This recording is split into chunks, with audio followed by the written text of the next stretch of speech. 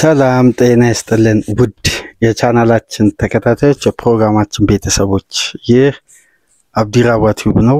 ፕሮግራማችንን ላይክ በማድረግ እንድትጀምሩ አዲስ የሆናችሁ ሰብስክራይብ በማድረግ ለዚህ ቻናል ቤተሰብ እንድትሆኑ እንዲሁም ይህንን ፕሮግራም ከሀገር ውጪ የምታደምጡ የቻናላችን ተከታታዮች እንደ ሁሉ ጊዜው በሱፐር ስቲከር በሱፐር ቻት በሱፐር ታንክስ ድጋፍ እንድታደርጉ በአክብሮት እየጋበዝን በትናንትናው ዕለት ጥሪያችንን አክብሮ ጀማል አህመድ ላደረክልን ከፍተኛ የሱፐር ታንክስ ድጋፍ ከልብ እያመሰገንን በቻናላችን ስም የዚህ ቻናል አድማጮች እንግዲህ ጀማል አህመድን እንድታመሰግኑ በአክብሮት እየጋበዝን ሌሎቻችሁም ተሳትፎ እንድታደርጉ የአክብሮት ግብዣችን ነው። በዚህ ፕሮግራም እንግዲህ የምንመለከተው የሊግ ጨዋታ መቋረጡን ተከትሎ በኢንተርናሽናል የብሔራዊ ቡድን ጨዋታዎች የተመዘገቡ ውጤቶች አስደናቂ ሪከርዶች ከትናንት ምሽት ጀምሮ ስንመለከት ነበርና በእነዚህ ውጤቶችና የተጫዋቾች ብቃት ዙሪያ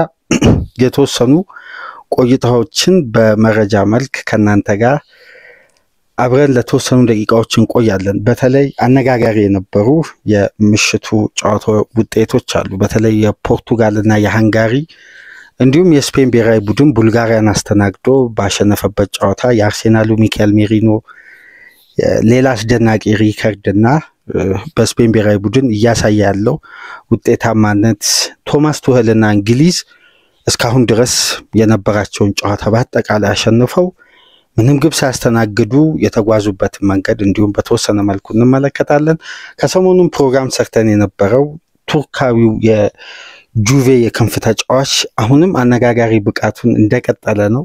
ስለ ይልዲዝም የተወሰኑ ነጥቦችን እናነሳለን። በአጠቃላይ ለ2026 ዓለም ዋንጫ ሜክሲኮ፣ ካናዳና አሜሪካ በሚያዘጋጁት እስካሁን ድረስ ባለው ሶስቱ ሀገራትን ጨምሮ 28 ሀገራት ማለፋቸውን አረጋግጠዋል። የነዛንም ስም ዝርዝር የምንጠቁማቸው ይሆናል። ለተወሰኑ ደቂቃዎች በመረጃ መልክ እንግዲህ እስቲ ስለ ኢንተርናሽናል የመጨረሻ ሳምንት የመጨረሻ ጨዋታዎች ተደርገዋል።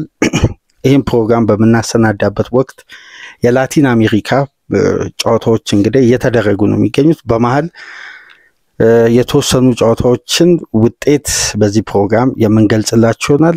ነገር ግን አስደናቂ ውጤት በተመዘገበው ውስጥ የፖርቱጋልና ሃንጋሪ እንዲሁም የክርስቲያኖ ሮናልዶ በዚህ እድሜ እንዲህ አይነት አስደናቂና ትላልቅ ሪከርዶችን አሁንም መስበሩን ቀጥሏል። ተጫዋቹ ግቦችን ባስቆጠረ ቁጥር በሌሎች ተጫዋቾች ተይዞ የነበሩትን ሪከርዶችን በአጠቃላይ እየሰበረ በክለብም በሀገሩም ፖርቱጋል ባደረገው ጨዋታ እስካሁን ድረስ እንግዲህ 948 ግብ ላይ ደርሷል።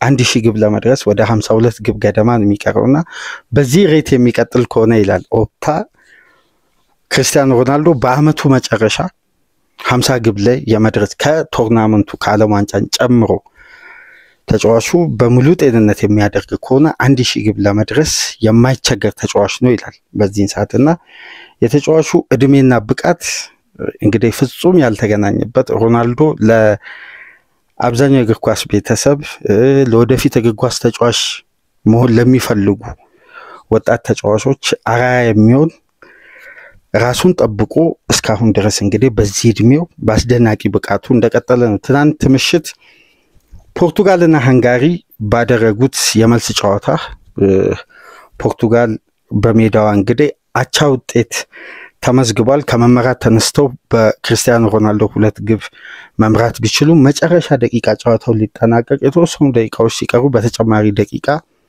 የሊቨርፑል አማካይ ዶሚኒክ ሶቦስላይ ያቻነቷን ግብ አስቆጥረው እንግዲህ ጨዋታው በሁለት አቻ ቢጠናቀቅም ነገር ግን አነጋጋሪውና ከዚህ ጨዋታ ትልቁ መወያያ ርዕስ የሆነው የክርስቲያኖ ሮናልዶ የዕለቱ ብቃት ነው። እንግዲህ ሃንጋሪዎች በጊዜ ነበር ፖርቱጋል ላይ ገና በጨዋታው 8 ደቂቃ ከዶሚኒክ ሶቦስላይ የተሻገረውን ኳስ ሲዝላ አስቆጥሮ መምራት የቻሉት።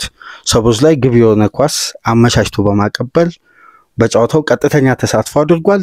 ያቻነቷን ግብ 90 ሲደመር 2 ላይ ነው ማስቆጠር የቻለው። ከዛም በኋላ እንግዲህ ፖርቱጋል በሜዳዋ መመራት በ8 ደቂቃ ጀመረች። 28ኛ ደቂቃ ላይ የጨዋታው ክፍለ ጊዜ እንግዲህ በተጋጋለበት ወቅት ፖርቱጋሎች ተጭነው ሴሜዲዮ ማይነስ ያደረገውን ኳስ ክርስቲያኖ ሮናልዶ ከ6 ያርድ ውስጥ አስቆጥሮ ፖርቱጋልን አቻ ማድረግ ቻለ። እረፍት ሊወጡ የተወሰኑ ሰከንዶች ሲቀሩ በተጨማሪ ደቂቃ 45 ሲደመር 3 ደቂቃ ላይ ነው እንግዲህ ኑኖ ሜንዴስ ያሻገረለትን ኳስ ኦፍሳይድ የሚመስል እንቅስቃሴ ነገር ግን በድጋሚ መስል ስንመለከት ኦፍሳይድ እንዳልሆነ የተረጋገጠበትን ግሩም ኳስ አስቆጥሮ በጨዋታው 2 ግብ ከረፍት በፊት ፖርቱጋል እንድትመራ ያስቻለችዋን ግብ አስቆጠረ። እንግዲህ ጨዋታው ተጠናቀቀ ስንል መጨረሻ ደቂቃ ላይ ነው ሊቨርፑል አማካይ ዶሚኒክ ሶቦስላይ ያቻነቷን ግብ ማስቆጠር የቻለው። ይሄ የ40 ዓመት ተጫዋች እንግዲህ በአስደናቂ ሪከርዶቹ እንደቀጠሉ ናቸው እስካሁን ድረስ ባለው። እንግዲህ ሮናልዶ ግብ ማምረቱን የሚያቆም አይመስልም። በዚህ ብቃት አስተማማኝ ፊዚካል ፊትነስ ላይም እንደሚገኝ የሜዳ ውስጥ እንቅስቃሴ ያሳይ ነበር። ከኤሪያ ውጪ ትላልቅ ሙከራዎችንም ሲያደርግ በጨዋታው ከ2 ግብ በላይ ማስቆጠር የሚችልበትን ትላልቅ እድሎችንም አግኝቶ ነበርና በአጠቃላይ በጨዋታው አነጋጋሪ የነበረ ብቃት ነውና በዓለም ዋንጫ የጥሎ ማለፍ ጨዋታዎች በተቀጠሩ ግብ ከዚህ ቀደም የምን ጊዜም ከፍተኛ ግብ አስቆጣሪነቱን ይዞ የነበረው የጓቲማላው የቀድሞ ስትራይከር ካርሎስ ሩይዝ የሚባል በ39 ግብ ነበር ያን ሪከርድ ይዞ ለረጅም ዓመት ሲመራ የነበረው።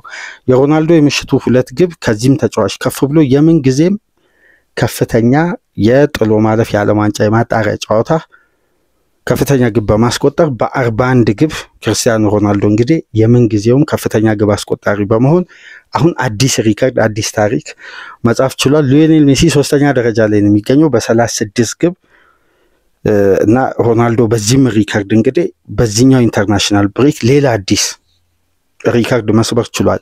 በአጠቃላይ 948 ግብ ሲያስቆጥር ለሀገሩ ፖርቱጋል 143 ግብ ነው ያስቆጠረው። ይሄ ግብ ደግሞ በኢንተርናሽናል ጨዋታ ከየትኛው ተጫዋች በላይ ለሀገሩ በማስቆጠር አሁንም ክርስቲያኖ ሮናልዶ የምን ጊዜም ከፍተኛ አስቆጣሪ ነው። ሊዮኔል ሜሲ 116 ግቦች ነው ማስቆጠር የቻለው። ሮናልዶ እንግዲህ በሰፊ የግብ ልዩነት በዚህ መልኩ እየመራ ነው የሚገኘው።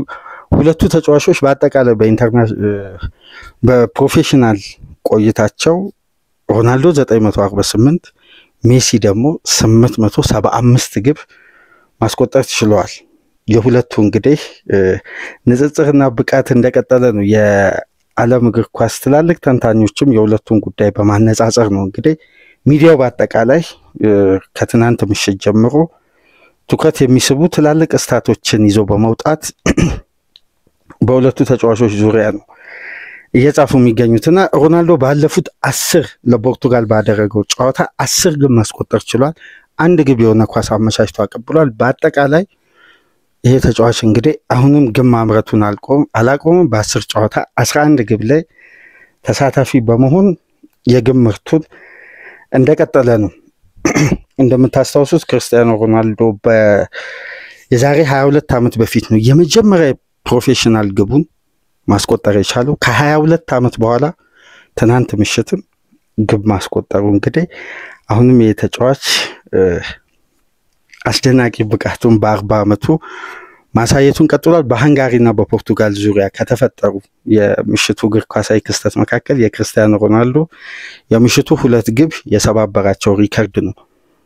በሌላ በኩል እንግዲህ ስፔን በሜዳዋ ቡልጋሪያን አስተናግዳ 4-0 በሆነው ሰፊ ውጤት ማሸነፍ ችላለች። በዚህ ጨዋታ ግን ትልቁ መነጋገሪያ ርዕስ የነበረው የሚካኤል ሜሪኖ ብቃት ነው። ይህ ተጫዋች ትናንት ምሽትም 2 ግብ አስቆጥሯል። ከዚህ ቀደም ቱርክ ላይ ሃትሪክ ሰርቷል። በቡልጋሪያ ስቴዲየም 1 ግብ አስቆጥሯል። በኢንተርናሽናል ብሬክ ጨዋታዎች 5 ግብ አስቆጥሯል። በዘንድሮ የውድድር ዓመት በሁሉም ውድድሮች ለሀገሩም ለብሔራዊ ቡድኑም 6 ግብ አስቆጥሯል።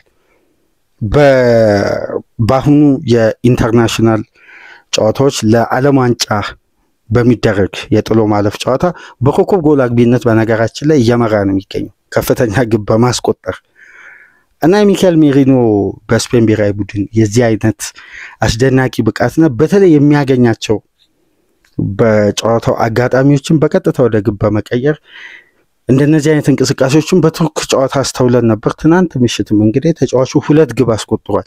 2 ግብ ማስቆጠሩ ብቻ ሳይሆን ተጫዋቹ አራተኛ ለተቆጠረችው ግብ ፍጹም ቅጣት ምት ተጫዋቹ ላይ በተሰራ ጥፋት ነው ስፔን ሌላ ግብ ማግኘት የቻለችውና ሜሪኖ በዘንድሮ የውድድር ዓመት አሁንም ይሄ ተጫዋች በአርሴናል ቤት የሚታማበት የሚተችበት ሌላ ታክቲካዊ ጉዳይ አለ። በስፔን ብሔራዊ ቡድን ግን የሜሪኖ አስተዋጽኦ የሚያስደንቅ ነው። የምታስታውሱ ከሆነ ይሄ ተጫዋች ለመጀመሪያ ጊዜ በሚካኤል አርቴታ አማካኝነት ነበር የፊት መስመር ተጫዋች ሆኖ የተሞከረው። ነገር ግን የስፔን ብሔራዊ ቡድኑ አሰልጣኝ መጀመሪያ ዲላፎንቴ በዩሮ 2024 ይሄን ተጫዋች በአንድ አጋጣሚ ከጀርመን ጋር የጨዋታውን ውጤት ለማስጠበቅ ኮንትሮል ለማድረግ አስበው በሐሰተኛ 9 ቁጥር ይሄን ተጫዋች ተጠቀሙ።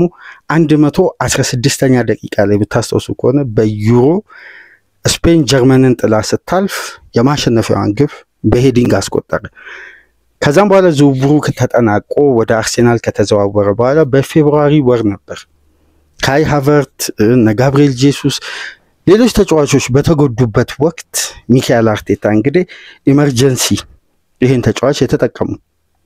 ከዛን ጊዜ በኋላ ግን ሚካኤል ሜሪኖ 15 ግብ አስቆጥሯል በዚህ ስፍራ ከተሰለፈበት ጊዜ አንስቶና አሁን ለስፔን ብሔራዊ ቡድን ለሀገሩ ባደረገው ያለፉት 4 ጨዋታዎች 6 ግብ ማስቆጠር ችሏል።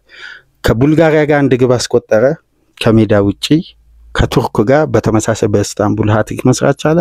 አሁን ደግሞ ከቡልጋሪያ ጋር በሜዳቸው ባደረጉት ጨዋታ 2 ግብ በማስቆጠር በ6 ግብ እንግዲህ አነጋጋሪ ብቃቱን ይሄ ተጫዋች ቀጥሏል። በዩሮ ይቅርታ በዓለም ዋንጫ የጥሎ ማለፍ ጨዋታ እንግዲህ ከኪሊያን ኢምባፔ፣ ከቪክተር ጊዮከሬስ፣ ከክርስቲያኖ ሮናልዶ፣ ከና አሌክሳንደር ኢሳቅ እና ሮቤርቶ ሌቫንዶስኪ፣ ኮርሊ ጋክፖ፣ ሆሉንድን እነዚህ ተጫዋቾች የአጥቂ ስፍራ ተጫዋቾች በአጠቃላይ በመብለጥ እንግዲህ 6 ግብ አስቆጥሮ ነው በአሁን ሰዓት እየመራ የሚገኘው።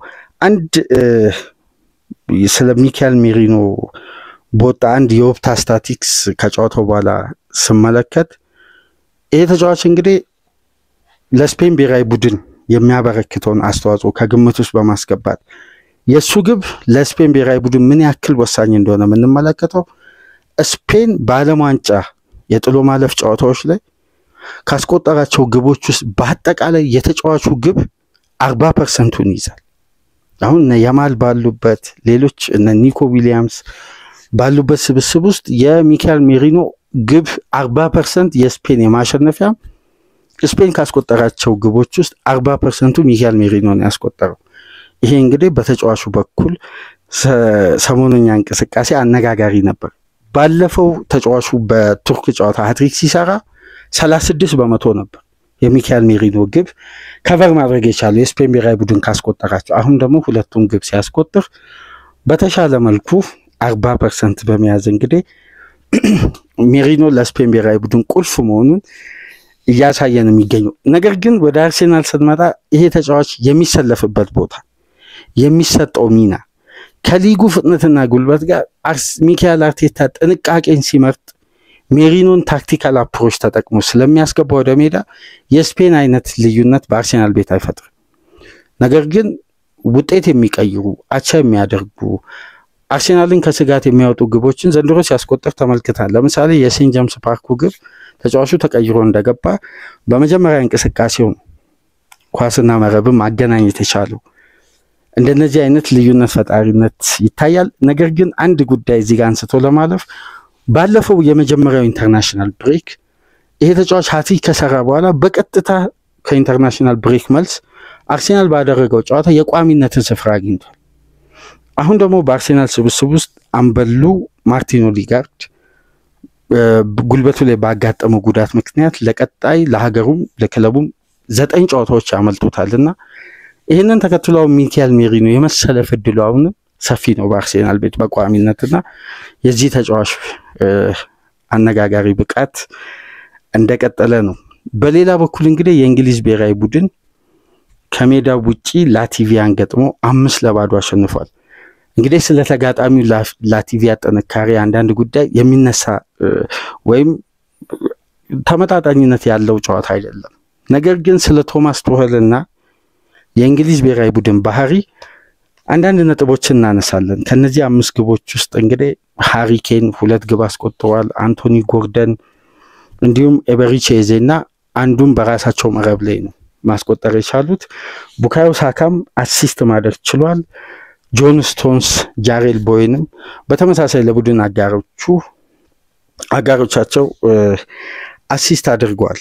ነገር ግን በዚህ የቶማስ ቱኸል እንግሊዝ ቡድን ውስጥ የተመለከትነው ከዚህ ቀደም በክለብ ደረጃ ይሄ ጀርመናዊ አሰልጣኝ የሚገነባው ጠንካራ ያለ መከላከል ስትራክቸርን በድጋሚ እንግሊዝ ብሔራዊ ቡድን ውስጥ እያስተዋለ ነው። ለምሳሌ የሚጠቀሟቸው 2 አማካዮች ተመሳሳይነት ያላቸው ተመሳሳይ ባህሪ ያላቸው ሞር ዲፌንሲቭ አክሽናቸው ከፍ ያለ 2 የደብል ፒቮት አማካዮችን ነው እየተጠቀመ የሚገኘው ቶማስ ቱኸል እና አንደርሰን ኤሊየትን እና ደክላን ራይስን። እንግዲህ የአንደርሰን ኤሊየት ስም በቀጣይ አመታት በእንግሊዝ ሚዲያ በስፋት የሚነሳ ይሄ ተጫዋች ኮዲው በኖቲንጋም ፎረስት ጥሩ የውድድር አመት ክለቡ ያሳለፈ ባይሆንም ግን በሚያሳየው የግል ጥረቱ ከፍተኛ ሙገሳ ያገኘ ነውና የዝውውር መስኮቶች በተከፈቱ ቁጥር የዚህ ተጫዋች ስም ከትላልቅ ክለቦች ጋር መያያዙ አይቀርም። ከወዲሁ እንደውም ከማንቸስተር ጋር የተጫዋቹ ስም ሲያያዝ በተደጋጋሚ እንመለከታለን። ዩናይትድ ካለው ክፍተት መነሻ በማድረግ እና እነዚህን ተጫዋቾች በባህሪያቸው ተመሳሳይ የሆኑ ተጫዋቾችን በመጠቀም ጠንካራና ጠጣሪ የሆነ ቡድን መገንባቱ ይታወቃል። ይሄንን ከሚያሳዩ ምክንያቶች ደግሞ ክለቡ 18 ብሔራዊ ቡድኑ 18 ግብ አስቆጥሯል። የቶማስ ቱኸል እንግሊዝ በ6 ጨዋታ 18 ግብ አስቆጥሯል። ይሄ ማለት በአማካይ በአንድ ጨዋታ 3 ግብ የሚያስቆጥር ነገር ግን ከነዚህ 6 ጨዋታዎች ውስጥ አንድም ግብ አላስተናገደም። አሁን ይሄ ነው ትልቁ ልዩነት። አንድም ግብ ያላስተናገደ ጠንካራና እንግዲህ መረቡን የማያስደፍር የኋላ መስመሩ ጠንካራ ያለ የተከላካይ ስፍራ መገንባቸው በሚታወቁበት አይደንቲቲ እንግዲህ ቶማስ ቱኸል አሁንም በዛ መስመር በብሔራዊ ቡድን በእንግሊዝ ብሔራዊ ቡድን ማሳየታቸውን ቀጥለዋል። ሌላኛው እንግዲህ የጆርጂያና የቱርክ ጨዋታ ነው በኢስታንቡል የተደረገው። ስለ ኬናን ይርድሊዝ አሁንም ሌላ ግሩም ምሽት ነበር። የተጫዋች ግብ አስቆጥሯል። ግብ የሆነ ኳስ ማመቻችቶ አቀብሏል። ነገር ግን ለሀገሩና ለክለቡ አሁን ላይ በአጠቃላይ 10 ግብ ላይ ተሳትፎ ማድረግ ችሏል። የዚህ ተጫዋች ብቃት ከጊዜ ወደ ጊዜ ከፍ ማለቱ በትላልቅ ክለቦች በተለይ በእንግሊዝ ክለቦች ከትናንት በስቲያ አንድ ፕሮግራም ሰርተን ነበር። በሶስቱ የእንግሊዝ ጠንካራና ተፎካካሪ ክለቦች በእጅጉ ይፈለጋል። ጁቬን ተመልክቶ የተጫዋቹን ኮንትራት ለማራዘም ከፍተኛ ደሞዝ ማሻሻያ አድርጎ አዲስ ውል አቅርቦለታል። እስከ 2030 በዋስትና ያለው ደግሞ የ1 አመት ተጨማሪ ኮንትራቱ ላይ ሰፍሮ ይህን ተጫዋች ለማቆየት ቅድመ ዝግጅት ጁቬዎች ጀምረዋል እና በትናንት ምሽትም እንግዲህ ጆርጂያን ባሸነፉበት ጨዋታ ተጨማሪ የቼልሲና የሊቨርፑል የምልመላ ክፍል ኃላፊዎች በስቴዲየም ውስጥ መታየታቸው ከጨዋታው በኋላ እንደገና በአገሩ ሚዲያ በቱርክ አሁንም መነጋገሪያ ርዕስ ሆኗል። የዚህ ተጫዋች በተለይ ሰሞነኛ ብቃቱ ለሴሪያ ተመልካቾች እንግዲህ የምታውቁት ነው። የየልዲዝ የዘንድሮ የውድድር አመት በዚህ 20 አመቱ እያሳያለው ግሩም እንቅስቃሴ የሚያስደንቅ ነው። በአጠቃላይ የሀገራት ውድድር ጨዋታዎች በአብዛኛው ተጠናቋል። የላቲን አሜሪካ የምሽት ለሊት ላይ የሚደረጉ በእኛ ሰዓት አቆጣጠር ጨዋታዎች እየተደረጉ ነው የሚገኙት። እስካሁን ድረስ የውጤት ለውጥ የለም እስካሁን ባሉ ፊክስቸሮች። ነገር ግን እስቲ አሁን ወደ ዓለም ዋንጫ ትኬታቸውን የቆረጡ 28 ሀገራት አሉ። 3ቱ አዘጋጆች ናቸው። 25ቱን ሀገራት እስቲ በተወሰነ መልኩ እንመልከት። ከኤዥያ እስከ አፍሪካ፣ ዩሮፕ ያሉ ያረጋገጡ ሀገራትን እስቲ እንመልከት። ከኤዥያ እንግዲህ አውስትራሊያ፣ ኢራን፣ ጃፓን፣ ጆርዳን፣ ሳውዝ ኮሪያ፣ ኳታር፣ ሳውዲ አረቢያ፣ ኡዝቤኪስታን እስካሁን ድረስ ማለፋቸውን አረጋግጠዋል። ከአህጉራችን አፍሪካ ደግሞ አልጄሪያ፣